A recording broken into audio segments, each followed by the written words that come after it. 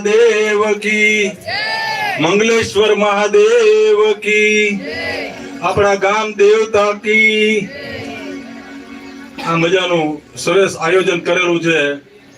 दरेक सोसायटीना भाई बहनों तेमज बहारथी आवेला दरेक मेहमानों अमे हार्दिक स्वागत करी छे। अने बापू हमणां हूँ तो देखी नथी शकतो એટલે कोण हता ने केवड़ा हता ए मने न समजाय, પણ સરસ મજાની વાણીથી આપને બધાને તરબોર કર્યા અને શાયરીઓ કેવી બોલી કે દિલ में छुपा के प्यार का तूफान ले चले आज हम अपनी मौत का सामान ले चले। બાપુ સરસ મજાનું બોલતા હતા અને આવો આનંદ આપણે 7 દિવસ લેવાનો જ છે। તો ભાઈ કાલ તો આ બટુભાઈ તેડવેલો તો બાટલા ચડાવેલા હતા। આપણે આ પ્રભુ કાર્ય ભગવાન જે આપણને સદબુદ્ધિ આપે એવું ગુણગાન ગાવાના છે। ભાગવત ભગવાન ભાગવત તો એમ કે છે કે આ શ્રવણ કરવાથી 71 પેઢી આપણી તરી જાય છે। અને પૂજ્ય શાસ્ત્રીજીને હું તો જોઈ નથી શકતો પણ મારા નમસ્કાર છે। ક્યાં આ બાજુ બેઠા છો ને? મને તો કારણ કે આ 2 વર્ષથી બાપુ સુરદાસ થઈ ગયો, નકર આ 9મી કથા છે અમારી।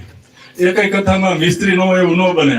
શાસ્ત્રી મિસ્ત્રી તો હોય જ, શાસ્ત્રી મિસ્ત્રી વગર કથા ટીટોળિયામ થતી નહીં। આપણે એની કૃપા હતી મારા ઉપર, મારા પ્રભુની, તો જે બહેનું કરતો આવ્યો છો હજી કરતો રહીશ જ્યાં સુધી છે ત્યાં સુધી। હવે પાછો દૂર રહેવો વયો ગયો એટલે લેવા મૂકવા આવવો પડે। હવે અત્યારે કઈ બીજું બોલવાનું છે ભાઈઓ? આપણા કાર્યકરો ને કયો પૂછો તો બાપુ કુંડલિયા બાપુ। હા, અને દરેક જે કથા શ્રવણ કરવા આવેલા ભાઈઓને પ્રસાદ લઈને જ જવાનું છે। દરરોજ આજ નહીં કાયમી માટે પ્રસાદ લઈને જવાનું છે। અમારા બાપુનું ખાસ આમંત્રણ છે દરેકને।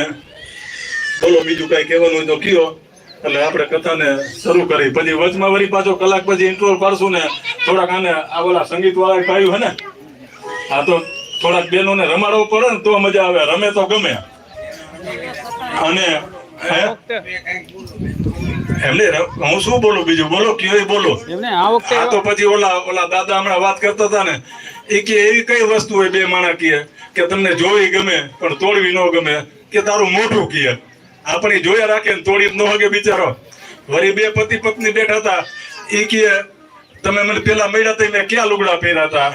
એટલે ઓલો કે રેલના પાટે મરવા ગયો હોય ને એ ન જોયા લાલ ગાડી કે બીલું છે, એ હુઈ જ જાય પાટે।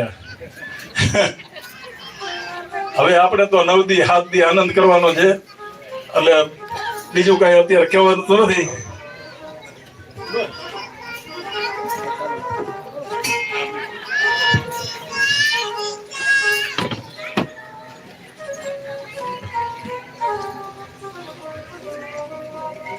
राधे राधे राधे राधे राधे राधे। आनंद आवे छे? भावથી કેજો હા કે ના।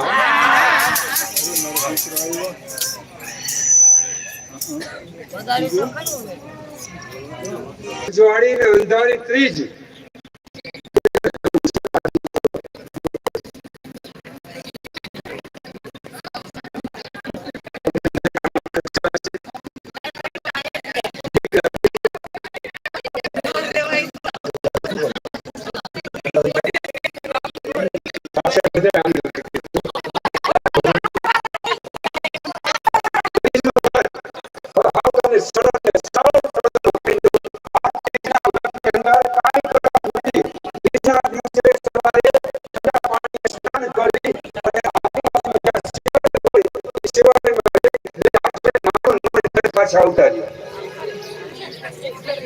પાછા આવી અને તમે જે રસોઈ કરો એમાં પેલી રોટલી ગાયને ખવડાવવાની, આ ત્રીજનું વ્રત।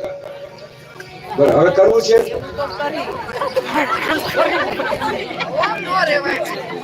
નો થાય, કાંઈ ખર્ચ નથી।